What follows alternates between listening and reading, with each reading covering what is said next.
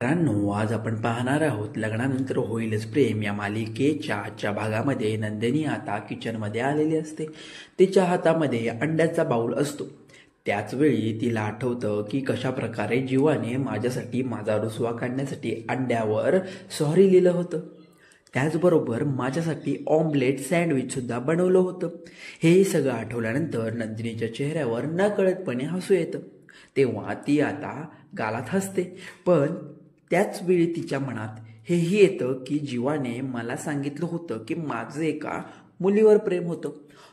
ते सुद्धा एकतर्फी. त्याच वेळी माझ्या हातातून जेव्हा ते मोडलं होतं, ते खाली पडून, तेव्हा जीवा माझ्यावर किती ओरडला होता. म्हणजेच त्याच वेळी माझ्यापेक्षा प्रिय ती वस्तू होती, ती मोडली होती, जो त्या दोघांच्या प्रेमाची आठवण होती. नंदिनीला आठवल्यानंतर मात्र नंदिनीचा आता चेहऱ्यात पडतो. त्याचबरोबर बरोबर कशा प्रकारे त्याला डिनर डेटवर नेऊन टर्स पेपरसही करायला सांगितलं होतं. डिवॉर्सवर पेपरसहीचं विषय आहे हा सगळा. आता सगळे प्रसंग देखील तिला आठवू खूप त्रास होतो. त्यानंतर मानिनी तिथे येते आणि विचारते, काय ग नंदिनी, काय झालं, तुझा चेहरा असा का पडला आहे? कारण चेहऱ्यावर प्रश्नचिन्ह दिसत आहे. तर म्हणून ती थोडीशी गालात हसते आणि म्हणते, नाही हो आई, काही नाही.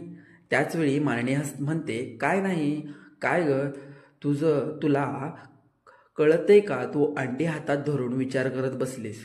तू अंड्याचा विचार करतेस की काय? नक्की काय करावं, की भुर्जी की ऑमलेट? तेव्हा काय करायचं मी लगेच करते, असं नंदिनी जेव्हा म्हणते तेव्हा मालिनी सांगते, आता मी नाही हा तू, कारण आता इथून पुढे ना काय करायचं, कसं करायचं आणि कुठे कोणत्या वस्तू ठेवायच्या हे सगळं आता बाळा तूच ठरवायचं आहेस.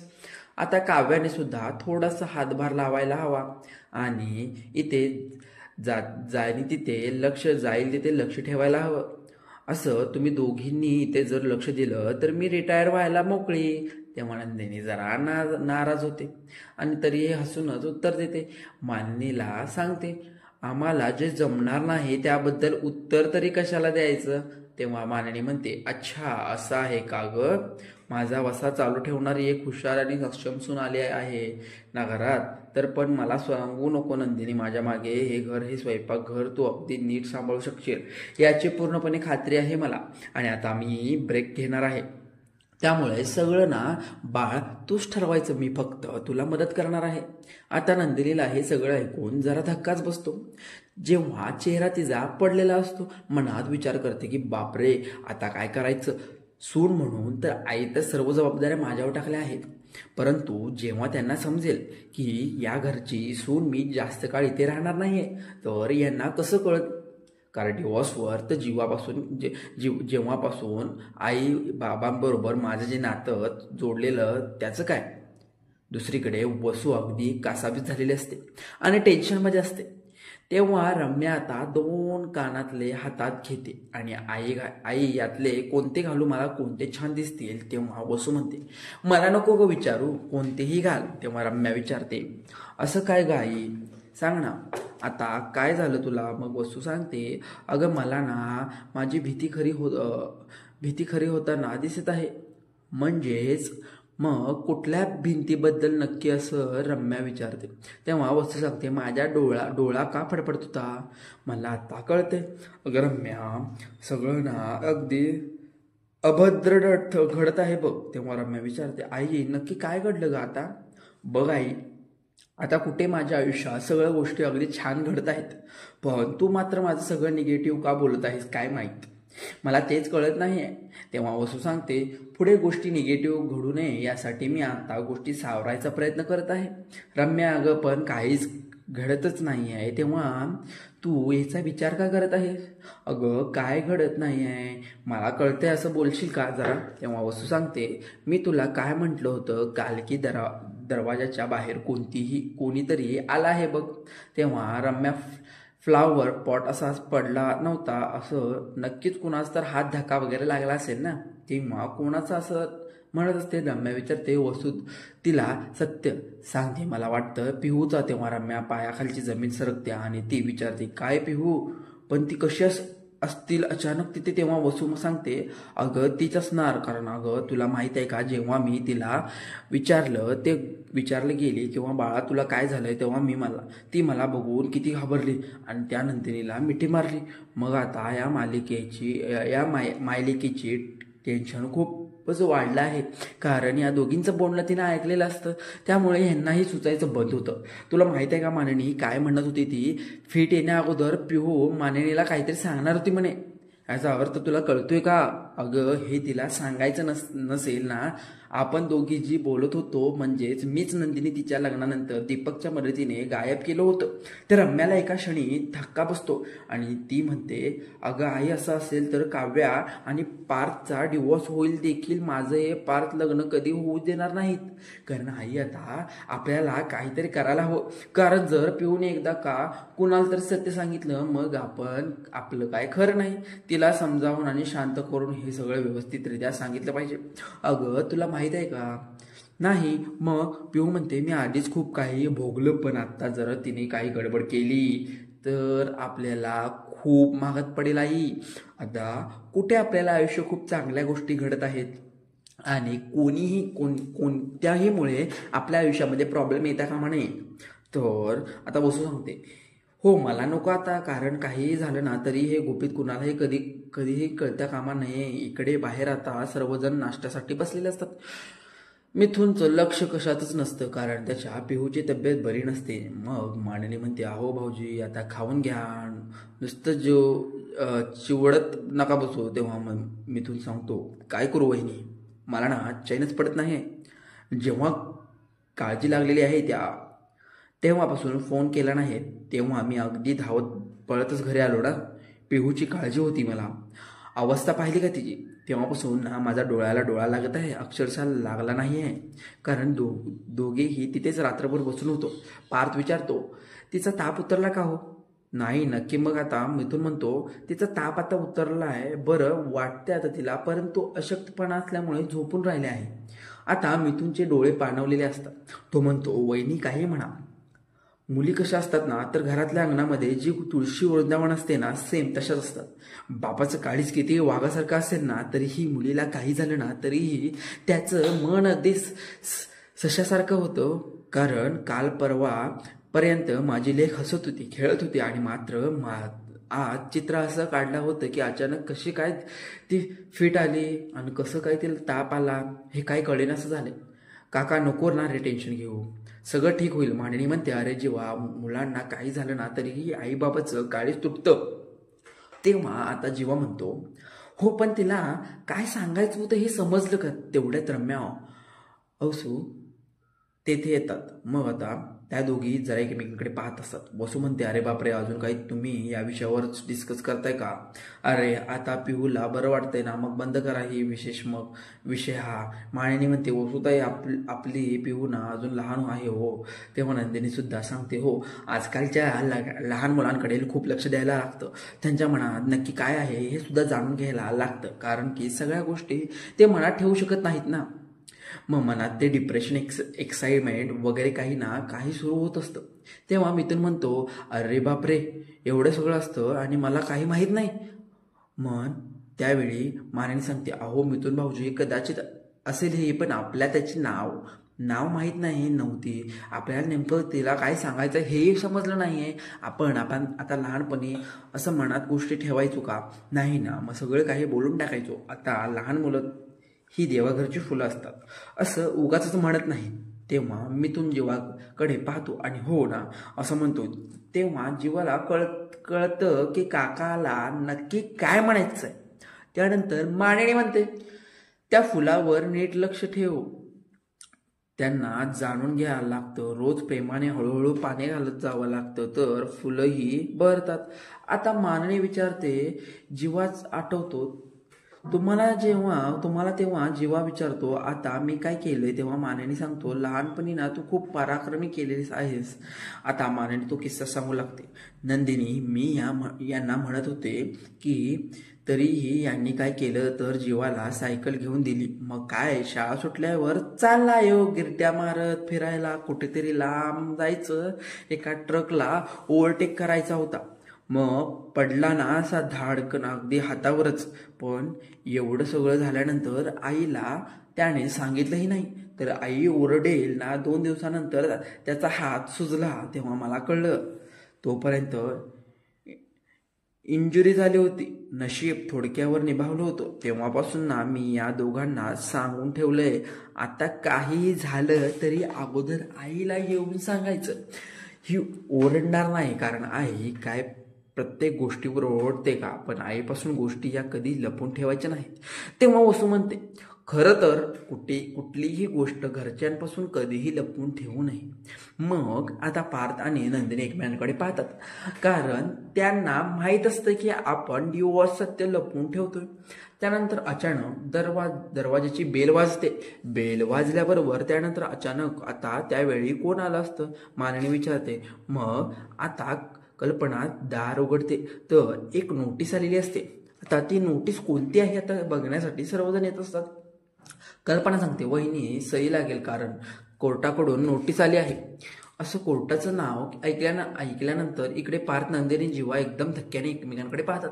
त्यानंतर काही सुचत नसतं. तर आता पार्थला वाटतं की सगळं काही आई पाहिल. ही जर डिवोर्सची नोटीस बद्दल काही असेल असे समजलं, खूप मोठा गोंधळ होईल घरामध्ये. विचारांचा आणि भडीमार होईल. जीवा सुद्धा अगदी पटकन उठतो आणि दोघेही अगदी दरवाजाकडे जातात. जायला निघतात नोटीस आणण्यासाठी, परंतु मानिनी म्हणते, बाबांनो अजिबात जेवताना उठायचं नाही, बसा बसा बसा, मी घेऊन येते. असं म्हणून मानिनी स्वतः पुढे जाते आणि पार्थ नंदिनी त्याच्याबरोबर जीवाच्या मनात अगदी चलबिचल सुरू असते. वारा गोंधळ सगळ्यांच्या डोक्यामध्ये चालू असतं. नेमकं काय असणार यामध्ये? तर सगळ्यांच्या चेहऱ्यावर काळजी दिसू लागते. वसू आणि रम्या मात्र हसत असतात. त्यानंतर आता काय झालं आहे, कसली नोटीस आहे ही, असं पार्थ विचारत असतो. सारखं विचारत असतो. त्यामुळे नंदिनी आता पार्थची जीवाकडे पाहते आणि म्हणते की यांना जरा फोन करा बरं. मग आता काय झालं असं पार्थच्या मनात धाकधूक निर्माण होते. तर ही पार्थला आता दामिनी पटकन सांगू लागते. सांगत नाही, कारण की अरे कोणीतरी या फोन करावं यांना, कारण केस जिंकलोय. तेव्हा कोणत्या केसबद्दल बोलताय असं जीवा विचारतो. तेव्हा वसू विचारते, काय ग, त्या शाहूवाडीच्या केसबद्दलचं आहे काय? अगदी बरोबर बघ, मानिनी म्हणते. तेव्हा कुठे जाऊन पार्थ नंदिनी जीवामध्ये जीव येतो. तर आता यांना कुणी शाहूवाडीची नक्की काय पुन्हा जेव्हा विचारतो. माननी म्हणते, 4-5 वर्षापूर्वी यांनी कोल्हापूरच्या शाहूवाडीजवळ 2 प्लॉट घेतले होते. त्यांना वाटलं तिथे फार्म हाऊस वगैरे बनवायला लागणार आहे मुलांसाठी. पण झालं काय, अचानक एका ओनरने त्यावर ताबा घेतला होता. तिथे खूप धबधबे, निसर्ग, सौंदर्य होतं. तर एवढं सगळं सुंदर वातावरण आहे ना, त्यामुळे तिथे छान असे फार्म हाऊस बांधायचे होते. पण काय झालं, अचानक ओनरने ताबा घेतल्यामुळे ती केस कोर्टामध्ये सुरू होती. मग आता निकाल हा आपल्या बाजूने लागला आहे. यांना जर समजलं ना तर खूप आनंद होईल. आता नुकसान भरपाई म्हणून त्याने ओनरने 25 लाख रुपये सुद्धा देण्यात ठरवले होते. सगळेजण खुश होतात. आता मिथुन म्हणतो, तर झाली पाहिजे माझी पिहू बरी झाल्यानंतर. मग आता माननी म्हणते, ते हो नक्कीच करूया, पार्टी झाली पाहिजे. सर्वजण म्हणत असतात, नका टेन्शन घेऊ. तेव्हा रम्या म्हणते, हो ना, मी मुवमेंट तर सेलिब्रेशन झालं पाहिजे, या मुवमेंटचं काही ना करूया, काही करूया. वसू सुद्धा म्हणते, हो खरंच खूप चांगली बातमी आहे. त्यानंतर विक्रमला फोन करून आनंद होईल असं वसू सांगते. मग माननी म्हणते, तुम्ही एक गोष्ट नोटीस केली आहे का, आपण आपल्या घरामध्ये सत्यनारायणची पूजा घातली होती. एवढी चांगली बातमी आपल्याला मिळाली म्हणजे गुरुजी म्हणतात त्याला काहीतरी अर्थ असतोच. मग आता वसू विचारते, अच्छा, ही बातमी कळावी म्हणून गुरुजींनी सांगितलं होतं का सत्यनारायण करा म्हणून? दुसरी कुठली अतिमहत्वाची बातमी कळावी म्हणून सांगितलं होतं? मग आता सगळेजण वसूकडे पाहू लागतात. वसू हसूनच म्हणते, आपल्याला तरी कसं कळणार नक्की काय सांगितलं होतं? आता माननी विचारते, असं दुसरं कोण काम आणि अतिमहत्वाचं असणार आहे तुम्हाला काही? तेव्हा वसू म्हणते, अगं तसं नाही माननी, तू एवढी खोलात का शिरतेस? मी सहज बोललेले, तू अगोदर विक्रमला फोन कर जा. तेव्हा माननी ते जाते. त्यानंतर मिथुन म्हणतो, पिहूनी काही खाल्लं की नाही हो? नंदिनी, मी पाहून येते हा. तेव्हा नंदिनी म्हणते, ठीक आहे. त्यानंतर रम्या म्हणते, थांबा काकी, तुम्ही बसा इथे, तुम्ही नाश्ता संपवून घ्या, माझं झालं तर खाऊन जावा, खाऊन झालंय तिच्यासाठी गरम गरम सूप बनवते, मग घेऊन जाते, तुम्ही बसा. म्हणून ती थोडी हळूच वसूकडे पाहते. तर वसू देखील इशारा करते. त्यानंतर आता मिथून म्हणतो, तो ताई खरंच खूप छान जागा आहे आणि आपण नक्की ट्रिप काढाल. तेव्हा आता वसू म्हणते, आता जेव्हा हे पाहत असतो, खरंच तिकडे जाऊन एखादी ट्रिप काढूया का, आपल्याला बायकांसोबत घेऊन जायचं आहे. हां, तेव्हा जीवाला अचानक जोराचा ठसका लागतो. आता कसं बायकोला सोबत घेऊन जाणार हा प्रश्न त्याला पडलेला असतो, कारण तिचाही डिवोर्स फाईल झालेला असतो. मग आता पारसुद्धा आता हातात हात असणार घास आपल्या खाली ठेवतो. त्यावेळी नंदिनी मनात विचार करते, नाकातोंडाशी आलं होतं परंतु अक्षरशः थोडक्यात निभावलं, कारण आज हे कोर्टाचे लेटर हे आनंद घेऊन आलोय, पण आमच्या डिवोर्सचं लेटर आता खरं तर अवस्था काय होईल यांची. दुसरीकडे मंजू आता पिहूला विचारते, ताप तर नाही आला ना बाळा, पण तुला कसं वाटतंय. तेव्हा पिहू जरा घाबरतच सांगते, हो मला बरं वाटतंय. तेव्हा तू बरं नाही आहेस हे कळल्यापासून सगळ्यांना किती काळजी लागले तुला माहित आहे का पिहू. अगं पारदादा, नंदिनी वहिनी, जेव्हा दादा त्यांच्याबरोबर मानिनी मामी, मग वसू मावशी, तेव्हा वसूचं नाव घेताच पुन्हा एकदा पिहूला त्रास होऊ लागतो. आणि त्यावेळी सगळं आठवतं, कशा प्रकारे वसुमावशीचं दीपकच्या मदतीने नंदिनी वहिनीला तिच्या लग्नात किडनॅप केलं होतं. तेव्हा पिहू काय झालं बाळा असं आता मंजू विचारते, घाबरते. तू बरी आहेस का. तेव्हा पिहू म्हणते, हो मी बरी आहे. हे बघ बाळा, मला मानिनी वहिनीने सांगितलं होतं की तुला काहीतरी सांगायचं म्हणून. काय सांगायचं बोल ना. तेवढ्यात रम्या येते आणि विचारते, हे प्रिन्सेस तुला कसं वाटतंय. तेव्हा घाबरतच पिहू म्हणते, हो ठीक वाटतंय. मग आता हे बघ, मी तुझ्यासाठी काय आणलंय, तुला आवडतंय ना टॅमॅटो सूप, ते आणलंय बघ. आता जर प्यायलीस ना तुला परफेक्ट फाईन वाटेल. तेव्हा आता बघ रम्याताई तुझी किती काळजी घेते असं मंजू विचारते. तेव्हा रम्या सांगते, असंच मी तिची मोठी ताई. तेव्हा अगं तुला आई बोलवत होती, तू जाऊन ये बरं. ती काय म्हणत होती तोपर्यंत मी पिहूला ना सूप पावते. तर आता पिहू खूप घाबरते, म्हणते आई नको ना जाऊ प्लीज प्लीज. मग मंजू म्हणते, अगं आले मी बेटा, तोपर्यंत तू सूप पिऊन घे. तेव्हा रम्या आता पिहू शेजारी बसते, पण पिहूला तिची खूप भीती वाटू लागते. तर दुसरीकडे आता मिथून हा साखरेचं शेंगदाणे खात असतो, त्याला ठसका लागतो. त्यावेळी आता जीवा म्हणतो, अरे बस कर ना आता काका, असे किती कोमट तोंडामध्ये ठसका लागणार आहे, घालणार आहे आणि ठसका लागणार आहे. तर तुझ्या या बातमीमुळे अरे याच असं झालं की कर्ज माझा बाजारी आणि पैसे मागायला आलो शेजारी. अरे असं काय करता ते, म्हणजे असं जमतं का तुम्हाला. डायरेक्ट डोक्यात गोळी. तेव्हा मस्करी करू नकोस ना रे. नंदिनी किती हर्ट झालं होतं तुला माहिती आहे. तेव्हा मिथून म्हणतो, डिवोर्स तरी तुम्ही कशाला दिला होता. डिवोर्स देताना जरा तुमचा जीव तुटत होता. अरे जेव्हा कुणाच्याही डोक्यात विचार आला नाही, हा कोणीतरी एकाने माघार घ्यावी म्हणून. बरं तिचं जाऊ दे, तिला खूप त्रास झाला, पण निदान तू तरी माघार घ्यायची ना जीवा. मग आता जीवा म्हणतो, अरे तू असं काय करतोय, तुला माहित आहे ना माझं सगळं. मी माझ्या पास्टमधून मोहन म्हणजे त्यामुळे तो बाहेर निघण्यासाठी आजूबाजूला नक्की काय चाललंय समजते. आमच्या नात्यात काय करायचं आहे विचार करायला लागलो आहे. त्यामुळे तोपर्यंत उशीर झाला होता, पण डिवोर्स हवा होता आणि तिला असं वाटत होतं की तिचा विचार ना कधीच करणार नाही. आणि तुला सांगू आता तिला कन्व्हिन्स करणं खूप कठीण आहे. मग आता मिथून विचारतो, असं तिला वाटत. तेव्हा जीवा म्हणतो, तिला असं वाटत होतं की मला डिवोर्स हवा आहे आणि मला स्वतःला या सगळ्यामधून मोकळं व्हायचं होतं. तेव्हा मिथून म्हणतो, मग तिने असं का केलं. मोकळं तर फ्री तर झालेलं आहे, झाडावर पक्षासारखं. आणि नंदिनी तुला एक शब्द सुद्धा बोलणार नाही, कारण सांगू अगोदर बायको होती म्हणून तरी ती बोलत होती आणि आता ती बोलत नाही, म्हणून याचा त्रास व्हावा तुला. तेव्हा जेव्हा विचारतो, तू नक्की काका आहेस. माझा आहे. अरे काय असा दुश्मन असल्यासारखं बोलतोयस. मग आता मिथून म्हणतो, अरे जिगर अगोदर काका म्हणून तुला समजावून सांगितलं, नंतर मित्र म्हणून तुला समजावून सांगितलं, पण तू ऐकलंस तरी कुठे, तयार नाहीस. अरे मी तुला म्हटलं होतं गाडी सुटायच्या अगोदर गाडीमध्ये बस आणि बोल तिच्याशी. तू काय करत होतास. प्लॅटफॉर्मवर 10 रुपयाची भेळ खात बसलास. आता लाखो मोलाची माणसं गमवलीस, ती नको ती पत्र लिहिली. मग आता पुढे काय झालं असं मिथून विचारतो. तेव्हा पुढे काय होणार, 6 महिने वाट बघा असं सांगितलं कोर्टाने.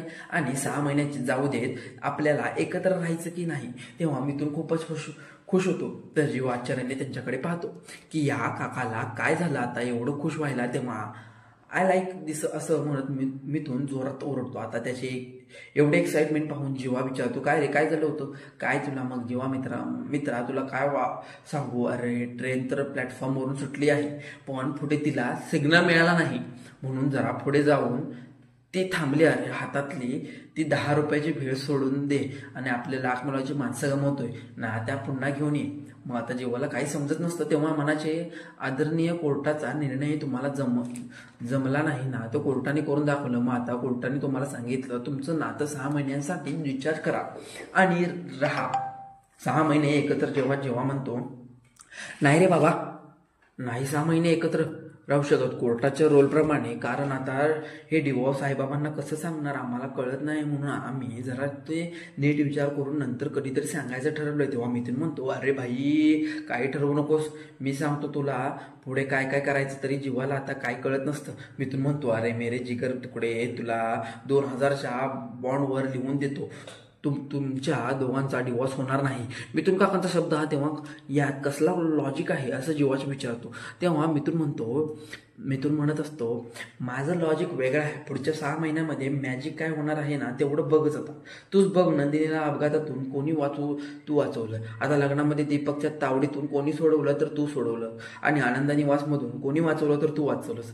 अरे कसं काय प्रत्येक वेळी हिरोसारखी एंट्री कशी काय होते तुझी.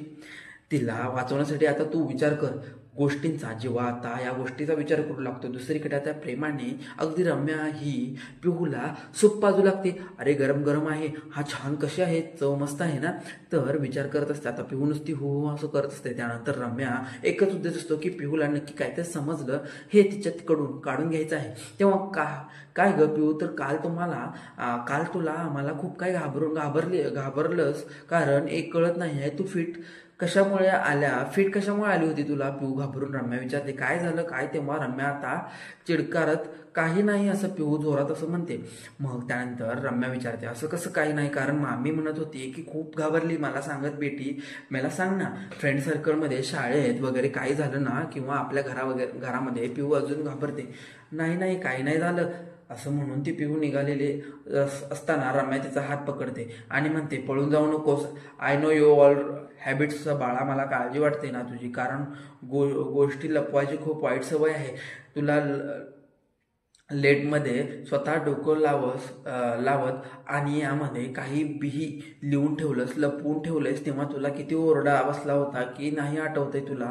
रम्या रागात आणि प्रेमाने सुद्धा तिला म्हणत असते. तर पिहू अजून घाबरते. मग रम्या सारखं तिला विचारताना प्रयत्न करत असते, नक्की काय झालं होतं. पिहू घाबरत म्हणते, काही नाही. तेव्हा पिहूचा हात जोरात असा पिरगाळत रम्या म्हणते, काल उगीच फिट आल्या होत्या का तुला, असं म्हणत ती जोरातच तिचा हात ओढते. तर पिहू खूप घाबरते. मग आता रम्या असं नंदिनी जोरात तिच्यावर ओरडते, कारण नंदिनी तिथे आलेली असते. हात सोड तिचा अगोदर असं म्हणून नंदिनी रम्यावर चिडून पिहूकडे जाते. तेव्हा पिहू ही नंदिनीला मिठी मारते आणि रडते, आणि मग नंदिनी रागात रम्याकडे पाहते. तर आता मित्रांनो, पुढील भागामध्ये मिथून सांगतो, तुझी आणि नंदिनीची जोडी कधीही तुटायची नाही. तेव्हा जीवा विचार करत राहतो. दुसरीकडे नंदिनी रागात रम्याला काही म्हणत असते, गोड बोलून तुला तिच्याकडून काहीतरी काढून घ्यायचं होतं आणि म्हणून तू तिचा हात घट्ट पकडलास. अगं तिला फिट येण्याचं कारण तुला काय संबंध, नंदिनी विचारते. तेव्हा लगेच हात रम्या म्हणते, मी काय केलं. तेव्हा मी काय नाही केलं. नंदिनी म्हणते, जर काही तू केलं असेल तर मी शोधून काढते. अशाच मालिकेच्या पुढील भागासाठी चॅनलला सबस्क्राईब करा. असेच नवनवीन एपिसोड आम्ही घेत राहू. चला तर मग धन्यवाद.